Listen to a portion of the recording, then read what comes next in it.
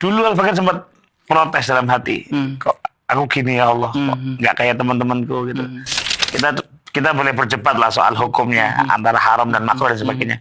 Tapi untuk diri pribadi, apalagi karena Ustaz nggak memperbolehkan, Anda mengharamkan untuk diri saya. Bismillahirrahmanirrahim. Alhamdulillah, salatu wassalamu ala rasulillah. Alhamdulillah, hari ini kita kedatangan tamu yang sangat istimewa. Gus Achir Ubaidillah. Gimana kabarnya, Gus? Alhamdulillah, sehat, perjalanan lancar, istirahat enak, nyaman sekali. Iya, salah. Antum sehat, Habib? Alhamdulillah, bekhair. Karena doanya antum. Gus, nah, Habib, pelaut handal itu lahir dari ombak yang besar. Setuju. Betul kan? Nah, wah, ini teman-teman rame ini membicarakan, Masya Allah nih ada Gus muda yang luar biasa sekarang ini. Dia di luar. Wah iya, Masya Allah, konten-kontennya sampai dipuji Habibidin itu. Subhanallah, bahas sesuatu, referensinya jelas. Semoga manfaat maslahat ilmunya antum ini bisa meluas, dirasakan sebanyak mungkin kaum muslimin. Amin ya Rabb, amin ya Rabb. Supaya orang-orang awam ini tercerahkan, bisa mengikuti thoriqoh salaf-salafnya kita. Amin. Pertanyaannya Gus, ini perjalanan panjang antum itu gimana cerita-ceritanya? Apa kisah-kisah pilunya? Ombak besarnya apa Gus? Kok antum sekarang ada di titik ini gitu Gus? Nah, jadi bismillah walhamdulillah, assalatu wassalamu ala rasulillah. Naam Habib dan teman-teman Haifalah. Halo. Jadi ini semua barokatul walid. Ini semuanya berkahnya orang tua. Orang tua Al-Fakir yang nasaban adalah Kiai Ahmad Syamsul Ma'arif. Kiai Ahmad Syamsul Ma'arif ya. Masyaallah. Tuwfiya abi wa ana ibnu arba' sinin. Masyaallah. Jadi waktu Abah ini sakit kemudian wafat, saat itu Al-Fakir masih 4 tahun setengah. Ini barangkali yang jadi titik tolaknya. Jadi Allah Subhanahu wa taala memberikan Al-Fakir jalan seperti ini. Jadi praktis masa kecilnya Al-Fakir ini ya tidak seperti kebanyakan anak yang berkecukupan, yang keberlimpahan. Masa kecilnya Al-Fakir ini penuh dengan, kalau anak zaman now mengatakan penuh dengan onak dan duri. Ya salam. Tapi antum tidak pernah bilang aku fatherless. Enggak. Kalau soal itu benar-benar digantikan oleh kakak, oleh ibu dan sebagainya. Cuma memang saat ayah wafat ini Habib, ekonomi keluarga kami itu benar-benar di titik nadir. Gitu. Ya salam. Berapa anaknya Abah Gus? 7. Ya salam. Al-Fakir nomor 7 yang ada saat itu. Nah, ayah kami di rumah sakit ini waktu meninggal untuk ngambil jenazah pun nggak punya uang. Ya salam. Jadi keluarga kami di titik itu saat itu, sehingga Al-Fakir nggak kebayang ya bagaimana saat itu suasananya. Ini anak 7, yang pertama masih 20 tahun, yang ke-7 masih 4 tahun. Tidak masuk logikanya. Dan bayangkan aja, ya Allah, betapa beratnya saat itu. Tetapi memang ini yang membuat kami tadi, ombaknya ini besar, sehingga moga-moga kami ini pelaut yang handal, moga-moga gitu ya. Orang nggak ngelihat ombaknya Gus. Sehingga waktu SD, waktu MI, waktu SMP, waktu SMA, Al-Fakir ini benar-benar yang jauh dari kata mewah, jauh dari kata fasilitas yang berkecukupan. Tapi mepet sawah enggak, Gus? Jadi memang di saat itu Al-Fakir enggak punya fasilitas yang dimiliki teman-teman. Nah, jadi enggak punya yang namanya HP, enggak punya yang namanya kendaraan, kemana-mana jalan kaki. Tiap hari 3 kilo, 4 kilo itu biasa. Nah, dulu Al-Fakir sempat protes dalam hati. Kok aku gini ya Allah, kok nggak kayak teman-temanku gitu. Tetapi ternyata memang hari ini Al-Fakir sadar. Kalau saat itu kami diberikan keberlimpahan, mungkin perjuangan kami nggak sedahsyat saat itu dan mungkin hasilnya nggak kayak gini. Allah. Tapi saat itu karena nggak punya pilihan, akhirnya mau nggak mau kita harus semangat belajar, harus semangat memperbaiki hubungan dengan siapapun, mencari ilmu kemanapun begitu. Nah ternyata barangkali itulah yang menjadi wasilah. Titik lompat hari ini Al-Fakir ada di titik ini gitu. Gus Ajir undercover. Ya, Nah, gini Gus, kan Gimana? antum tuh tidak artinya tidak seperti kebanyakan anak-anak yang maksudnya berinteraksi dengan abahnya karena abah antum sudah tufi, antum di usia 4 tahun. Tapi nilai apa yang diwariskan abah antum gitu ya? Apakah itu melalui perantara umi antum atau abang-abang antum atau memang mungkin di masa kecil antum pernah dengar sehingga nasihat itu sangat membekas di diri antum sehingga nasihat ini menjadi pemandu langkah antum gitu. Apa Gus dari abah yang paling berkesan itu? Kalau yang berkesan banyak sekali, tetapi kalau yang paling berkesan itu Walidi itu orang yang sangat sederhana dan ikhlas barangkali. Masya Allah. Di Al-Fakir sering sowan ke abah, teman-temannya abah. Jadi kita kepengen mengamalkan hadisnya Nabi, inna min abaril birri an yasilar rajulu ahla wudi abih. Masya Allah. Jadi termasuk bentuk bakti seorang anak yang paling agung adalah ketika menyambung kita silaturahmi mau menyambung apa yang dicintai oleh orang tua kita. Teman-temannya apa, murid-muridnya apa, sebisa mungkin kita sambung. Nah, dari silaturahim itu, the power of silaturahim juga ya. Mereka banyak bercerita, Gus, abah jenengan itu dulu bercerita tuh. Banyak hal. Dan yang paling membuat Al-Fakir terkesan itu ya dari sekian banyak ya, tentang ketawaduannya, tentang keikhlasannya. Jadi ada satu kisah, abah ini suatu hari jalan sama akhi, tahu-tahu ada orang sepuh, udah tua gitu, ketemu Walidi ini nangis-nangis, minta maaf, minta ampun bahkan katanya akhi. Akhirnya akhi tidak paham dengan percakapan ini, ada apa gitu. Kemudian setelah orang ini pergi, karena orangnya udah pergi, akhi tanya, bah tadi orang yang nangis-nangis itu kenapa gitu. Katanya abah, ya, yang penting orangnya udah pergi dan saya nggak nyebut namanya, kata Walidi. Ini dulu yang tadinya yang tadi minta maaf, yang nangis-nangis itu dulu waktu dia muda, dia khotib. Dia khotib dan ketika berpidato, ketika berkhutbah, ketika ada contoh-contoh jelek, akhlak jelek atau kelakuan jelek yang dijadikan contoh atau olok-olok itu Walidi. Ya salam. Di depan orang banyak. Dan itu katanya katanya akhi. Saat kejadian Walidi mencoba untuk tidak kapok, tetap hadir ke majelis itu, tetap datang ke. Masya Allah. Kalau Jumatan ya tetap di situ. Sampai suatu saat Allah membalik keadaan. Allah mengangkat Walidi dan orang yang tadi dalam tanda petik mencaci maki itu diberi ujian sama Allah dan jatuh. Gitu. Masya Allah. Ini kalau nggak orang yang hatinya bersih nggak mungkin. Ya Allah, Masya Allah. Jadi anak bisa ngelihat sebuah pelajaran penting. Jadi di antara pendidikan orang tua ke anak itu dia melakukan perbuatan baik, lalu orang lain yang justru menceritakan kisah kebaikan orang tua sehingga kisah itu jadi motivasi buat anaknya, Gus. Saya sedih, Beb. Ya salam. Semoga nanti amin, ya Rabb. Kita yang di luar sana ya dijadikan ayah-ayah seperti ayah beliau. Dan ini ya, Beb. Amin ya Rabbal alamin. Ini no pencitraan ya, karena yang bersangkutan udah wafat. Ya gitu. salam. Yang bersangkutan udah wafat. Sudah fix, Gus. Jadi ini tidak pencitraan begitu. Dan ternyata, Beb, kenapa Al-Fakir hari ini kok nyaman di Jogja, sering riwayat ke Jogja? Ada sesuatu antara kita Al-Fakir, keluarga Al-Fakir dengan Jogja. Pondoknya Walidi itu di Kerapiak di Jogja. Ya salam. Makanya tapping hari ini di Jogja ini menggetarkan jiwa juga. Hati kita ini nempel gitu ya, Gus.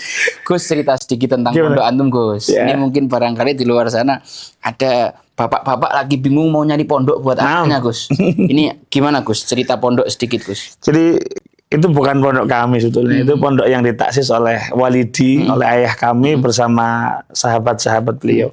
Jadi Walidi datang ke namanya Langgong Sari, Beb, desanya. Antum harus ke sana nanti. Insyaallah. Insya Allah. Di Langgong Sari ini dulu ada musola kecil, namanya Musola Nurul Huda. Sepulang dari Kerapiak, ayah kami ini mencoba memakmurkan musola itu dan ternyata berhasil. Sampai di titik musolanya nggak cukup untuk sholat. Akhirnya karena udah terlalu rapuh, sudah terlalu membahayakan, bisa runtuh begitu. Maka musola itu dibongkar dan wakafnya diluaskan menjadi masjid, bangunan permanen. Nah, di masjid itulah kemudian terjadi kegiatan belajar mengajar, kegiatan dakwah, kegiatan zaman dulu kan kalau anak-anak malam senang di masjid gitu kan. Maka Walidi ini bijaksana sekali. Biar tidak mengganggu anak-anak yang istirahat dan yang ibadah pun tetap nyaman. Maka Walidi bikin selasar, bikin kayak teras di depan itu. Awalnya ya sufah ya? Ya sufah, halus sufah.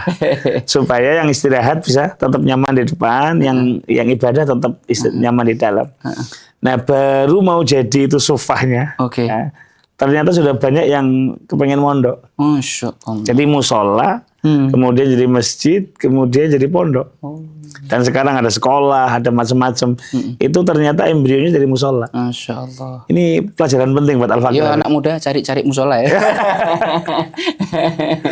Jadi ini Allah memberikan nasihat kepada Al-Fakir. Jadi jangan malu untuk memulai sesuatu yang kecil. Betul. Jangan pernah meremehkan hal kecil. Betul. Karena kalau kita seriusi, kalau kita istiqomah dengan yang kecil itu, suatu saat akan besar. Namanya Ma'had Nurul Huda. Dan sekarang sudah berapa santri, Gus? Ada sekitar 1.600. Masya Allah. Ini akan terus ya, Gus? Amin ya Rabb, amin. Waktu Walidi nggak ada, itu baru 11. Masya Allah.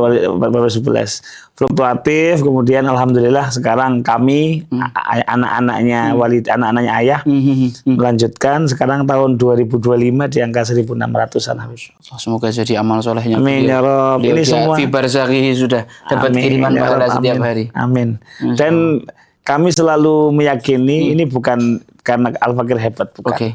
Al-fadlu kullul fadli lil mubtadi wa in ahsanal muqtadi.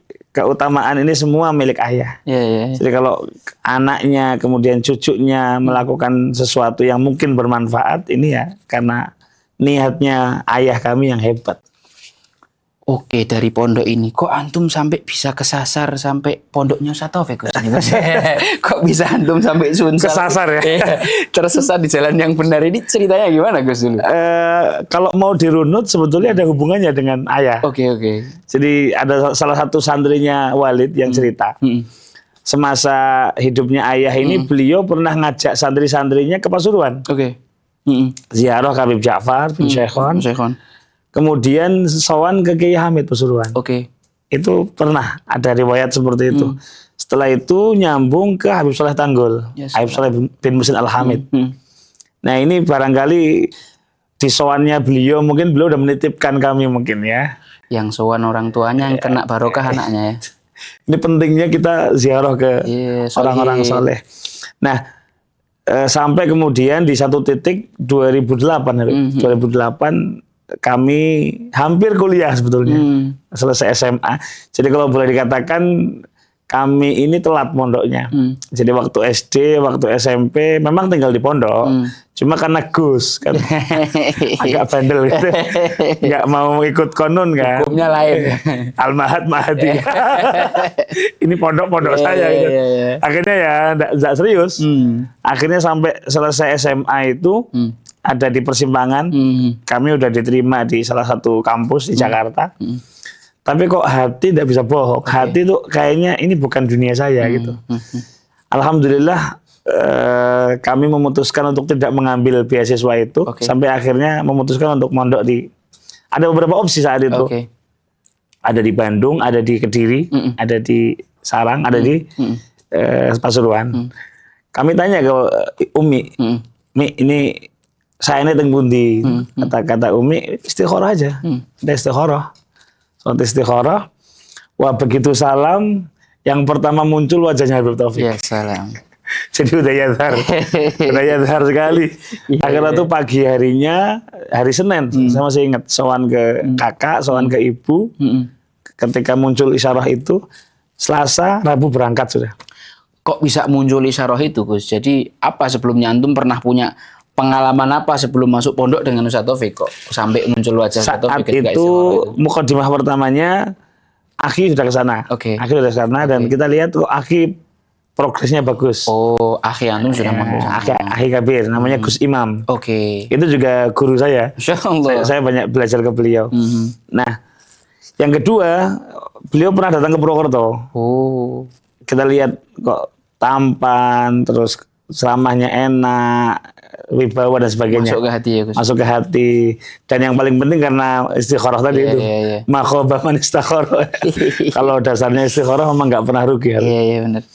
Begitu Habib. Oke, ya kalau guru ana bilang laisal ibratu bisabqi innamal ibratu bisidqi. Artinya bukan soal siapa cepat tapi siapa yang paling jujur ya. Salam. Terus Gus, antum masuk pondok nih. Apa kesan yang paling mendalam satu aja dan pelajaran terbesar selama antum mondok yang antum dapatkan dari Ustaz Taufik? Saya masih ingat waktu itu datang sampai ke sana itu malam Kamis. Oke. Kamis pagi kami sowan. Pagi itu ada ihya, Yang pertama Al-Fakir rasakan dengan beliau itu benar-benar ya mu'alim, ya murabi, ya walid juga, ya orang tua betul. Seperti betul. Saya masih ingat hari Kamis pagi itu kami diajak sarapan bareng. Diajak sarapan gitu satu meja bareng beliau. Namanya anak muda, Beb. Kita lupa saat itu minum pakai tangan kiri. Minum pakai tangan kiri. Dan sama beliau dibilangi, namanya siapa? Ajir, Ustaz Ajir. Boleh enggak Ustaz usul? Gitu. Boleh enggak Ustaz usul? Gimana Ustaz? Lagi-lagi kalau minum pakai tangan. Oh no. Itu tidak terlupakan sampai sekarang. Orang ngasih tahu santri yang masih muda kayak gitu ya halaknya. Enggak dimarahi, tapi boleh enggak usul? Gitu. Boleh. Sampai sekarang.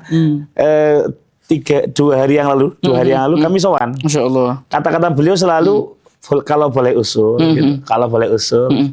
Nah, alhamdulillah sejauh ini kalau usul beliau kita laksanakan tidak pernah meleset. Allah. Jadi kalau kemudian hari ini kami di titik ini sampai diundang Haifalah. Ini syarafun lana. Siapalah kami. Ini kehormatan yang luar biasa kami. Antum yang berkaya Haifalah. Antum. Itu semua karena 2 sosok penting tadi. Yang pertama Abah, ayah biologis.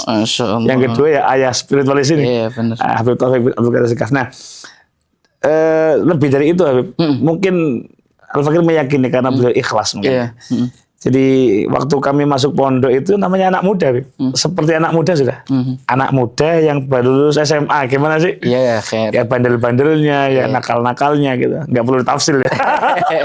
Jatuhnya buka dosa nanti. Panjang ini ceritanya ini Gus. Nah, tetapi begitu masuk pondok itu, alhamdulillah semua kebiasaan buruk tanpa terpaksa, tanpa merasa ditekan, itu bisa kami tinggalkan gitu. Ini barang nikmat ini Gus. Alhamdulillah, waktu kami mondok ini colong-colongan, namanya anak muda. Kami sering ngerokok. Begitu Al-Fakir sampai di sana, beliau bilang, Ustadz tidak senang kalau punya santri ngerokok. Jadi pondok ini nggak boleh. Tapi tidak dimarahi ya Gus? Selama di pondok agak keras kalau di pondok. Cuma kalau di rumah biasanya Ustadz tidak begitu memaksakan untuk. Nah, hadza min fadli Rabbi, alhamdulillah. Begitu Ustadz Taufik bilang begitu, saya yakin karena beliau dari hati ngomongnya.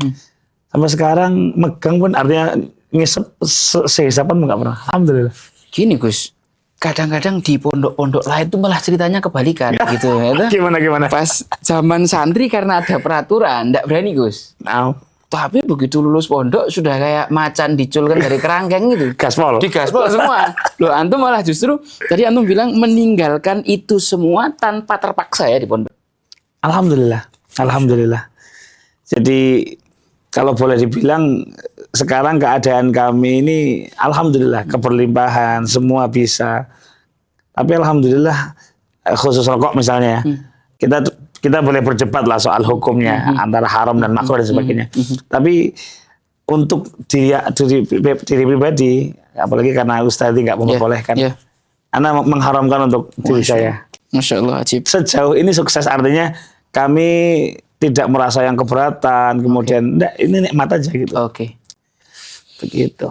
Ya, khair. Ini terakhir Gus pertanyaan tentang ya kita sama-sama belakangan ini sama-sama melihat ada pihak yang memang punya kepentingan untuk membentur-benturkan antar elemen umat.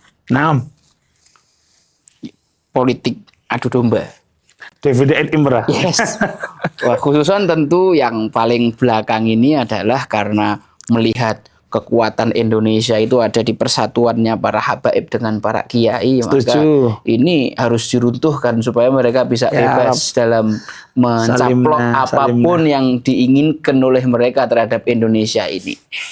Ala kulli hal, lalu dibuatlah berbagai macam fitnah. Tentu kalau Al-Fakir memandang ini bentuk teguran dari Allah untuk beberapa oknum habaib yang memang sudah menyeleweng dari thariqah salafnya, gitu ya.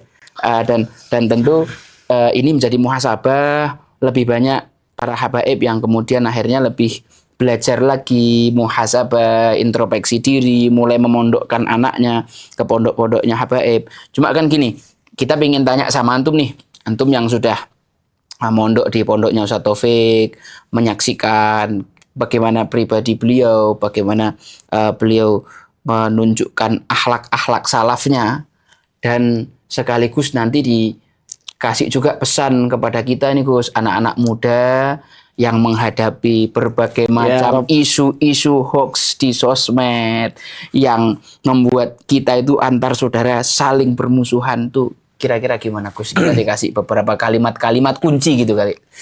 Yang kembali lagi ke dua sosok tadi, Oke. Ke ayah dan syekhi. Jadi termasuk yang sering dikisahkan oleh akhi, oleh umi dan semua keluarga, ayah itu sosok yang sangat cinta kepada habaib. Masya Allah. Dan kadang-kadang nggak masuk akal. Kami mungkin nggak kuat kalau dicoba dengan cobaan itu. Artinya walidi itu sosok yang kepada habaib itu sam'an wa ta'ah. Maka ini kakak yang bilang, kalau kemudian pondok kami sekarang dijaga sama Allah, kemudian dibesarkan sama Allah, itu mimbarokati takrimil walid kepada habaib. Salam. Itu yang ditanamkan di keluarga kami. Apalagi setelah kemudian sanad ilmu kami bersambung ke habaib. Nah, maka ini jadi semacam kuncian. Oke. Memang wirosatan secara warisan itu yang nilai-nilai itu yang ditanamkan oleh ayah kepada kami. Lah kok kebetulan sekarang mayoritas keluarga Al-Fakir ini mondoknya di habaib juga. Layak rifuha ilaman bakoh. Betul. Hanya orang yang merasakan yang bisa bercerita. Maka adanya fitnah ini secara garis besar di keluarga mayu asir tidak berdampak apapun internal ya. Kecuali mungkin orang-orang yang lingkar luar yang jarang datang atau tetangga atau yang mungkin pernah tadi antum bilang mungkin pernah ada syekh mengalami pernah ada konflik dengan habaib dan sebagainya. Nah, mulai tahun 2011 barangkali waktu itu Al-Fakir udah mondok di Pasuruan. Setiap tahun itu ketika haulnya Walidi, ketika haulnya Abah, itu pasti menduetkan antara kiai dan habaib. Sejak zaman dulu. Masya Allah. Jadi ketika ada goncangan ini ya bagi yang tahu udah nggak usah tanya, tiap tahun kita menduetkan kok gitu. Nah, terlebih habaib yang kemudian kita ambil ilmunya itu sosok yang luar biasa, Habib Taufik. Tahun terakhir 2013 kami diberi nikmat oleh Allah khidmah ke beliau, ngurusi A sampai Z-nya, ngurusi kamarnya, ngurusi baju kotornya, ngurusi daharannya. Kalau ada kajian kita nyiapkan kitab-kitabnya. Dan di titik itulah kami menyaksikan kalau lagi sama beliau tuh ya apa yang kita baca di kitab ya ada di beliau. Gitu. Ada satu kisah suatu hari. Ini terdengar sederhana tapi sangat bermakna.